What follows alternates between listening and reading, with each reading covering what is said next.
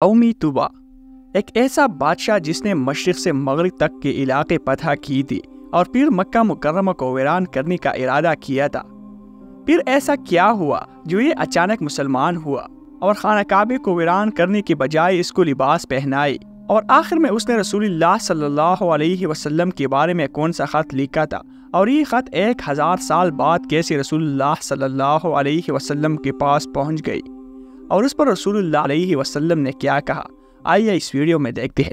طوبا یمن کی بادشاہوں کے ایک عمومی لقب تھا، جس طرح ایران کی بادشاہوں کو کسرا، ترک سلاطین کو خاقان، مصر کی بادشاہوں کو فرعون اور روم کے شہنشاہوں کو قیصر کہا جاتا تھا۔ یمن کی بادشاہوں کو طوبا یا تو اس لیے کہا جاتا تھا کہ یہ لوگوں کو اپنی پیروی کی دعوت دیا کرتی تھی، یا پھر اس کے لیے کہ وہ یکی بادیگری مملکت ہوا کرتے تھے۔ بظاہر تو یہی معلوم ہوتا ہے کہ قرآن مجید نے یمن کی تمام بادشاہوں کی بات نہیں کی، بلکہ کسی خاص بادشاہ کا ذکر کیا ہے۔ قومی طوبا یمن میں رہتے تھے۔ یہ لوگ نہایت طاقتور اور ہر طرح کی مالی سازش سامان سے آراستہ تھے۔ طوبا، جس کا اصل نام اسد ابو کرف تھا، ایک بادشاہ تھا، اور اس کی قوم کاہن تھی، اور اس کی قوم میں کچھ لوگ اہل کتاب سے بھی تھے، اور کاہن اہل کتاب پر حملہ کرتے تھے اور ان کی تابعداری کرنے والوں کو قتل کرتے تھے۔ اہل کتاب نے طوبا سے کہا کہ وہ لوگ ہم کو جھٹلاتے ہیں، تو طوبا نے کہا، اگر تم سچے ہو تو ایک قربانی پیش کرو، تم میں سے جو افضل ہوگا اس کی قربانی کو آگ کہا جائے گی۔ اہل کتاب اور کاہنوں نے قربانی پیش کی، آگ آسمان سے نازل ہوئی، اہل کتاب کی قربانی کو کہا گئی۔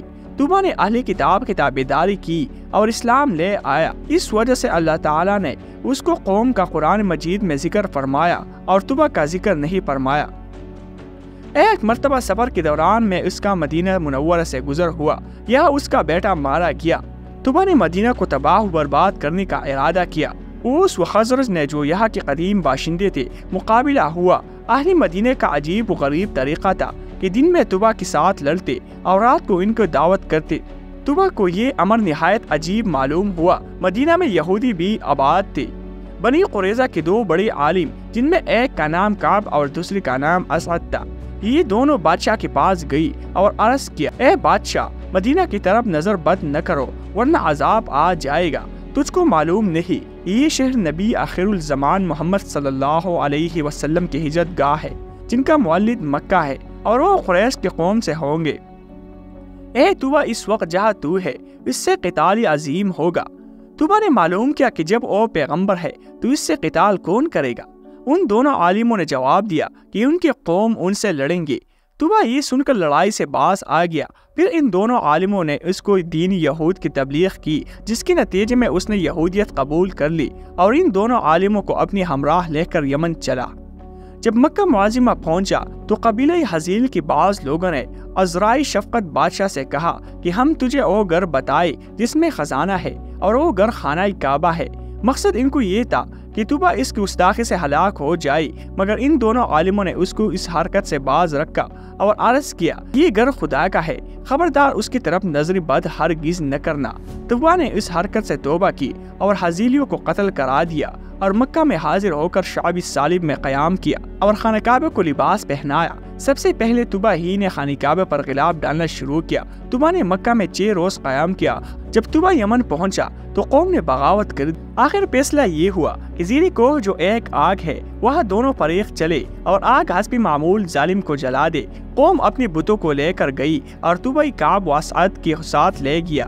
ان کی گلوں میں مصاحف لٹکے ہوئی تھی۔ یہ آگ کے اوپر سے بآسانی گزر کر مقامی معین پر پہنچ گئی۔ اس کے بعد آگ نکلی اور بت پرستوں کو جلا کر خاکستر کر دیا۔ اس کے بعد آگ جدھر سے آئی تھی واپس چلی گئی۔ اس کے بعد قومی طوبا کے کچھ بچے ہوئی لوگ نے یہودیت قبول کر لی۔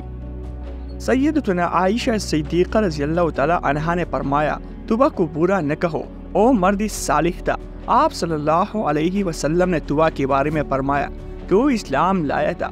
طوبا نے دار ابو ایوب آپ صلی اللہ علیہ وسلم کے لیے بنوایا تھا اور وصیت نامہ لکھا تھا کہ نبی آخر الزمان جب تشریف لائے تو یہ گھر اور میرا پیام نیاز پیش خدمت کیا جائے۔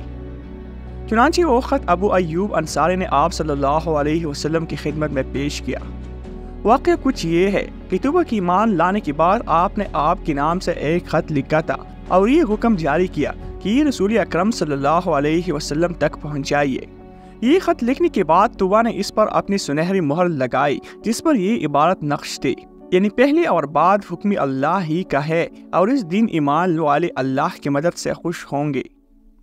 پھر جن عالم صاحب نے طوبا کی اصلاح کی تھی، طوبا نے یہ خط انہیں کی سپرد کر دیا اور وصیت کی کہ اگر آپ کے محمد مصطفیٰ صلی اللہ علیہ وسلم سے ملاقات ہو تو یہ خط ان تک پہنچائیے، اور اگر ملاقات نہ ہو تو آپ کے اولاد یا اولاد کی اولاد اس خط کو بحفاظت بارگاہ رسالت میں پہنچائے۔ اس کے بعد طوبا مدینہ منورہ سے ہند کے شہر غلسان چلا گیا اور وہاں اس کا انتقال ہو گیا۔ طوبا کے انتقال سے تقریباً 1000 سال بعد مکی مدنی آقا صلی اللہ علیہ وسلم کی ولادت باسعادت ہوئی۔ 53 سال مکہ مکرمہ کو نوازنے کے بعد پیارے آقا صلی اللہ علیہ وسلم نے مدینہ منورہ کی طرف ہجرت کرنے کا ارادہ فرمایا۔ یہ انصار انہیں 400 علماء کی اولاد سے تھے اور 1000 سال سے نسل در نسل خط کی حفاظت کرتے آ رہے تھے۔ جب انصار کو حضور انور صلی اللہ علیہ وسلم کی مدینہ تشریف آوری کا ارادہ معلوم ہوا تو ان میں خوشی کی لہر دوڑ گئی۔ انہوں نے بارگاہ رسالت میں طوبا کا خط پہنچانے کے لیے آپس میں مشاورت کی۔ اس مجلس مشاورت میں صحابی رسول حضرت سیدنا عبد الرحمن بن عوف رضی اللہ تعالیٰ عنہم تھے جو مکہ سے ہجرت کر کے یہاں پہنچے تھے۔ انہوں نے مشورہ دیا کہ کسی بااعتماد آدمی کو یہ خط دیا جائے جو بحفاظت اس بارگاہ رسالت میں پہنچا سکے۔ چنانچہ وہ خط ابو لیلہ انصاری کے سپرد کر دیا گیا جو بعد میں ایمان لے آئے تھے۔ اس کے بعد ابو لیلہ انصاری خط لے کر مکہ جانے والے راستے پر نکل پڑے۔ سفر کے دوران جب قبیلہ بنو سلیم پہنچے تو وہاں پیارے آقا صلی اللہ علیہ وسلم جلوگر تھے۔ ابو لیلہ انصاری آپ صلی اللہ علیہ وسلم کو نہیں پہچانتے تھے۔ آپ صلی اللہ علیہ وسلم جیسے ہی ابو لیلہ انصاری کو دیکھا تو پکارا، انت ابو لیلہ، یعنی تم ابو لیلہ ہو؟ عرض کی جی ہاں۔ یہ سن کر آپ صلی اللہ علیہ وسلم نے غیب کی خبر دیتے ہوئے ارشاد فرمایا، تمہارے پاس ہی طوبا الاول کا خط ہے؟ اتنا سننا تک کہ ابو لیلہ انصاری حیران رہ گئی اور انہیں تعجب ہوا کہ یہ کون شخصیت ہے جو میرا نام بھی جانتے ہیں اور میرے یہاں آنے کے مقصد سے بھی واقف ہے۔ اس لیے عرض کی، آپ کون ہے؟ فرمایا، میں محمد ہوں، خط لاؤ۔ یہ سن کر ابو لیلہ انصاری نے اپنا تیلا کھولا اور طوبا بادشاہ کا تقریباً 1000 سال پرانا مہر لگا ہوا خط بارگاہ رسالت میں پیش کر دیا۔ نبی کریم صلی اللہ علیہ وسلم نے حضرت سیدنا صدیق اکبر رضی اللہ تعالیٰ عنہ کو خط پڑھ کر سنانے کا حکم دیا۔ جب خط سنا دیا گیا تو آپ صلی اللہ علیہ وسلم نے 3 بار فرمایا، مرحباً بالاخی الصالح، یعنی نیک بھائی کو خوش آمدید۔ اس کے بعد آپ صلی اللہ علیہ وسلم نے ابو لیلہ انصاری کو مدینہ تشریف کی طرف لوٹ جانے کا حکم دے دیا۔ ابو لیلہ انصاری جب مدینہ منورہ پہنچے تو انہوں نے بارگاہ رسالت میں خط پہنچانے کی روداد سنائی، جیسے سن کر لوگوں نے اپنی استطاعت کے مطابق ابو لیلہ انصاری کو انعام و اکرام سے نوازا۔ اس کے بعد جب مدنی آقا صلی اللہ علیہ وسلم نے طلع البدر علینا کی صداؤں میں مدینہ کی سرزمین پر قدم رکھ کر اسے ہمیشہ کے لیے مدینہ طیبہ بنایا، جو ہر قبیلہ چاہتا تھا کہ آپ صلی اللہ علیہ وسلم ان کے ہاں قیام فرمائے، مگر آپ صلی اللہ علیہ وسلم نے فرمایا، میرے اونٹنی کو چھوڑ دو، جہاں خدا کا حکم ہوگا یہ وہاں رک جائے گی۔ چنانچہ اونٹنی چلتے چلتے صحابہ رسول حضرت سیدنا ابو ایوب انصاری رضی اللہ تعالیٰ عنہ کے گھر کے آگے رک گئی۔ آپ رضی اللہ تعالیٰ عنہ انہیں عالم صاحب کی اولاد میں سے تھے جنہوں نے طوبا کی اصلاح کی تھی، اور آپ کا مکان وہی مکان تھا جو طوبا نے خاص پیارے آقا صلی اللہ علیہ وسلم کے لیے بنوایا تھا۔